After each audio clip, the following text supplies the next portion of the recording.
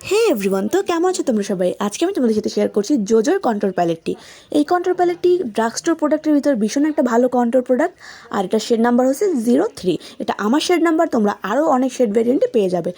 এই প্রোডাক্টটা সম্পর্কে কথা বলার আগে আমি বলতে চাচ্ছি আমার গতকালের 3D লাইটের ভিডিওটা নিয়ে, যেটাতে আমি এরকম কোনো আশানুরূপ রেজাল্ট পাইনি। তোমরা প্লিজ ওটা চেক আউট করতে ভুলবে না, নিচে আমি লিঙ্ক দিয়ে দেবো। ওখানে আমি বলেছি 3D লাইট থেরাপি তোমরা বাসায় বসে কীভাবে নিতে পারো এবং ওটার উপকারিতা কী, কারা নিতে পারবে, নিলে কী হবে, কোন লাইট কিসের জন্য কাজ করে।